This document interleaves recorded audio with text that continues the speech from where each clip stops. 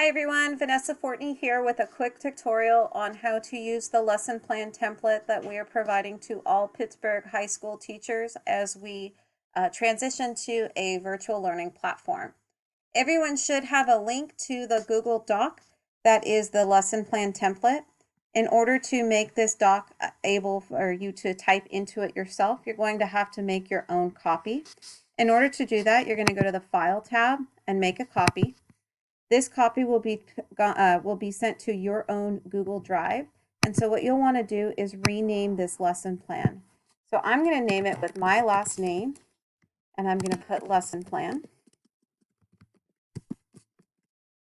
And I would suggest putting the week because we'll be using the same template while we're going virtual, or at least now until May 1st. We'll see how long that goes. So week of March 23rd.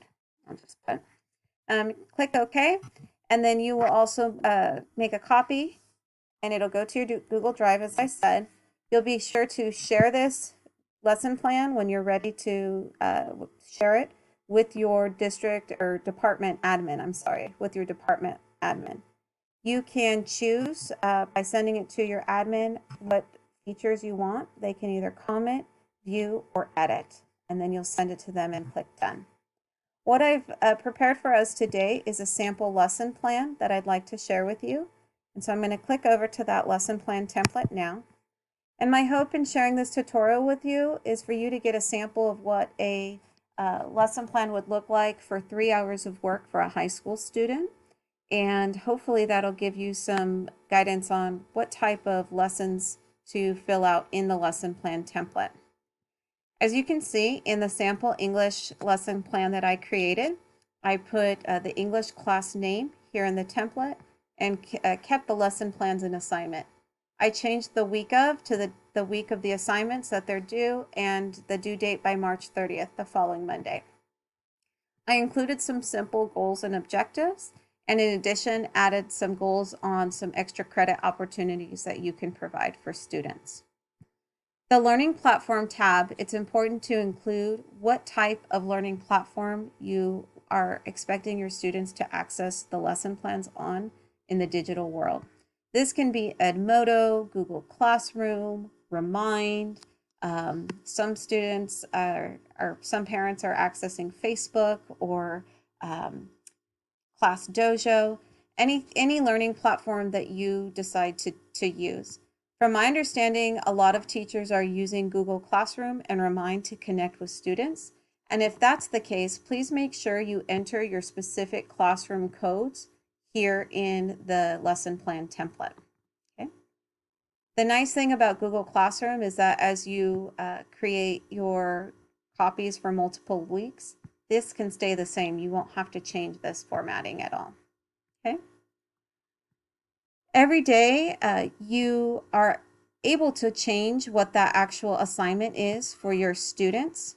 If you are struggling with thinking about how to split it up in each day, that's okay. You can put all of the assignments into one day.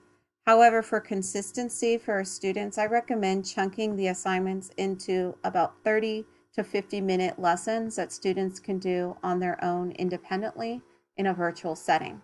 So you'll notice in this lesson plan template, I included both 10th grade and 12th grade. The lesson plans that I took from a teacher who was willing to share them with me teaches both 10th and 12th grade. And so if you'd like to submit an individual lesson plan for each grade level or each content that you teach, that's okay. However, I thought it might be better to show it with both grade levels so that students, when they see it or if they see the lesson plan template, they'll be like, oh my goodness, 10th grade has to do this, but 12th grade has this. That's way more. I'm definitely going to do my 10th grade work, just to show that we're all in this together and every class is expected to be doing work digitally. The lesson plan title and topic is kind of a preview of what students will be working on for their weekly lesson or daily lesson assignment that you're providing them. You'll put the assigned activities here. Notice that I did link, for example, the reading of Persepolis. I actually put a hyperlink in here by clicking this hyperlink button, the actual PDF of the reading that I was asking the students to do. For 12th grade, for example, This would be an example of a reading that they have provided on Google Classroom, and so I just put the title here. Either way is fine. In addition to the resource and support links, as you can imagine, as we're learning to go on a digital platform, our students are learning to be digital learners as well. So any additional resources that you can provide students, whether you create them yourself or you borrow them or use other people's resources, would be great. So for example, for 12th grade, they're going to be posting, they're going to read this article, They Call Us Monsters, and then create a discussion board post on the digital platform in Google Classroom. So during the resources tab that I include here, I created a link of discussion board link. And this is just an article on how to write strong discussion board prompts or responses to an online discussion board. This is just something I Googled quickly and was able to share out with students. You'll also notice that in addition to the lesson plan or the weekly assignments that I'm providing, I'm also very clear on this lesson plan when my office hours are for students. So you can see on Monday, Wednesday, and Friday, as a sample, I'll be hosting a virtual Zoom session with my students for 1 hour a day. I've included the Zoom link number here, so students can virtually connect with me through video conferencing. In addition, some students may not be able to get on during that time, so the sample would be Tuesday and Thursday. I've set up by appointment my office hours where students can reach me via Remind, and you can make sure that students have your Remind code. That might be something that I would add to this lesson plan template, is include the Remind code here as well. So as you can see, I created 3 1-hour assignments for my students. The hope is that right now you set about 3 hours of learning opportunities for students during this time. And in addition, I did provide 2 other independent options that students can complete for extra credit. This example here is students would visit an online museum. They would read this article on 6 virtual tours that you can take if you're stuck at home. This might be interesting for you teachers to enjoy as well, because we're all stuck at home and going to a virtual field trip might be something fun to do in our downtime. And in addition, they would write a journal response and submit it to Google Classroom for extra credit. Resources and links doesn't always have to be a link for students, but it's a reminder that, for example, going to a virtual online museum, you can work with a classmate or even take your sibling along with you if you'd like. The other option would be independent reading, for example, in this sample English class, and I've created a reading choice board for extra credit that students can then complete when they finish the independent reading assignment.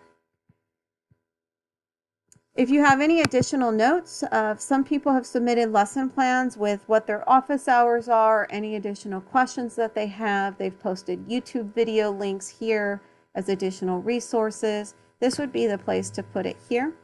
And hopefully this will get a little bit easier as we practice using this lesson plan template more. If you have any other questions or would like to give some feedback on this lesson plan template and assignment schedule, please feel free to comment below or give me some information via email on what you'd like to see in the lesson plan template. Thank you so much to all our Pittsburgh High School teachers. You guys are doing amazing work in such uncertain times. Our students are so lucky to have such dedicated teachers, and we wish you all the best and hope you are safe and well with your families. Please reach out for support if you need any additional help and continue to support one another. Thanks. Bye-bye.